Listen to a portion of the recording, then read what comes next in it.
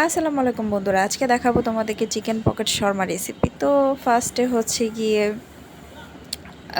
Bread নিয়ে নিব। Bread নেওয়ার পরে দুইটা ব্রেডকে একসাথে রেখে সমানভাবে বেলে নেব। তারপর ব্রাউন কালার শেডটা আমি কেটে নেব।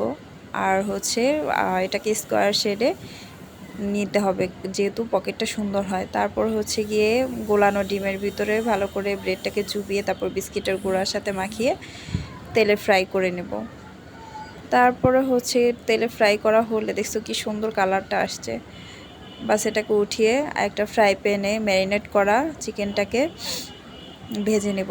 ম্যারিনেটটা তোমরা নিজের ইচ্ছে মতো করে নিবা, যার যার সুবিধা মতো। তারপর হচ্ছে ব্রেডগুলো ভাজা হয়ে গেলে এটাকে ট্রায়াঙ্গেল শেপে, পকেট শেপ আর কি, পকেট শেপে কেটে নেব। তারপর মাঝখানে ফাঁক করে এটাকে সাইডে রেখে দিব।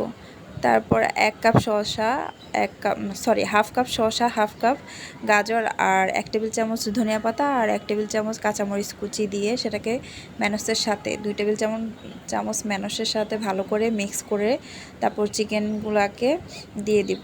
তারপর এটাকে ভালো করে মিক্স করে নেব। তারপর পকেটের ভিতরে এই পুরটাকে ভালোভাবে দিয়ে বাস সুন্দর করে সার্ভ করে দিব। দেখো এই পুরগুলা দেওয়ার সময় যে আমার খাওয়ার ইচ্ছা হচ্ছিল, বাট কিছু করার নাই, যেহেতু এটা আমি তৈরি করি নাই, অন্য একটা আপু তৈরি করছে, তো সেটার জন্য খাওয়ারও তো কোনো পদ্ধতি নেই। দেখো বন্ধুরা কি সুন্দর চিকেন শর্মা পকেট রেসিপি হয়ে গেছে।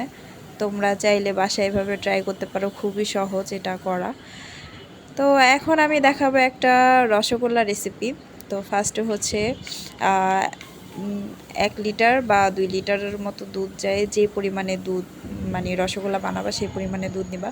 তারপর সেটাকে ভিনেগার দিয়ে কিছুক্ষণ জাল দেওয়ার পরে সেটাকে ছানা বানিয়ে নেবা। তারপর ছানাটাকে ভালো করে হাত দিয়ে কচলে মিক্স করে নেবা, যেহেতু রসগোল্লাগুলো বানাইতে সুবিধা হয়। তারপরে গোল শেপে হাতে 2 হাত দিয়ে তালুতে গোল শেপ করে নিবা। তারপর হচ্ছে